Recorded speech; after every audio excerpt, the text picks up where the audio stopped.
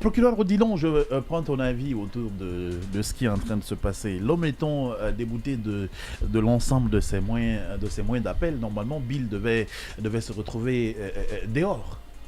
Oui, ça c'est un principe. Hein. Mais après, je suis un peu flou là. Je ne sais pas si la Cour suprême est intervenue dans le cas spécifique de Bill Gates. Voilà. Bon. Il y a eu quand même. Ça va être une première information. Il y a eu des moments où elle a été saisie, mais elle a renvoyé. D'accord. Voilà, elle a renvoyé. Mais qu'elle prenne une décision pour statuer vraiment. Sur le cabine. Recevoir le pourvoi et statuer là-dessus. Là, bon, je n'ai pas. Du moment qu'elle avait été saisie, je pense que. Mais pour le Kabylie, voilà, je parle du Kabylie spécifique. Voilà, je ne parle pas des dossiers de Doma. C'est ça, ça a été cassé et renvoyé devant la Chambre de contrôle de l'élection. C'est pourquoi la Chambre a estimé statuant à nouveau. Ça veut dire que j'avais statué. Ça a été. Le procureur a exercé son droit de recours qui est en espèce l'appel.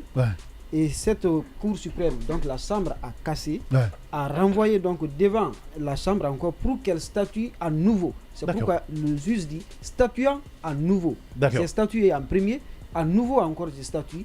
C'est ce que nous sommes en train de débattre ce matin. D'accord. Puisque l'année est ainsi, je pense que c'est le dernier niveau.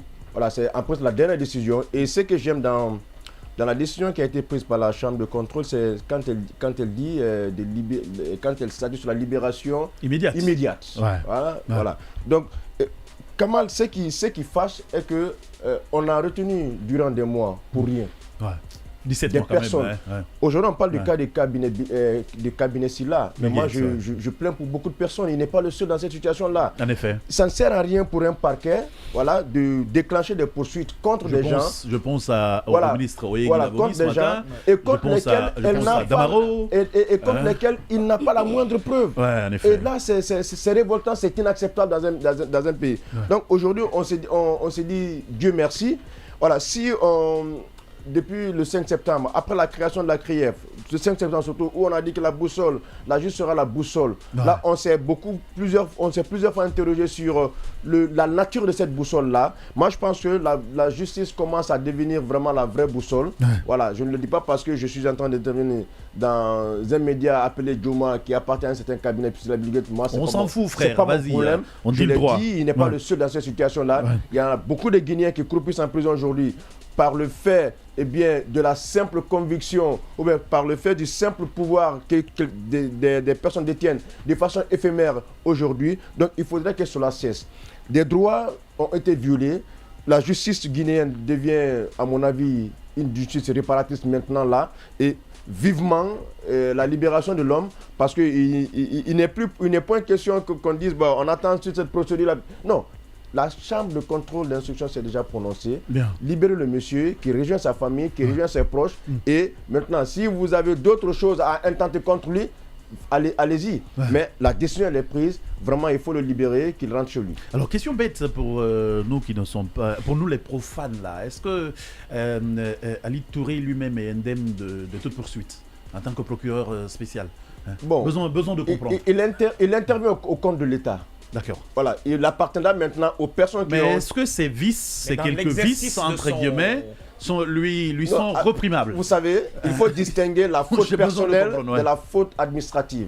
Voilà. Il intervient au compte de l'administration judiciaire et au compte de l'État. D'accord. Ceci dit quoi? Si une réponse sur la question. Les personnes qui se sentiraient victimes des agissements des agents publics peuvent intenter des actions contre l'État. Pour terminer, il appartient maintenant à M. Cabinet Silla, s'il veut, de poursuivre tenter une action en réparation contre l'État pour l'avoir gardé inutilement durant des années. Voilà. D'accord. La question, sur la question. Pour conforter avant de prendre l'avis de Diané. Pour conforter ce que dit Odilon. Il y a quand même des garanties, une sorte de protection dans l'exercice de ses fonctions. Il y a le statut des magistrats, voilà, donc qui sont protégés. Mais ce qu'on dit ici, il y a même des arrêts qui ont été rendus à la matière.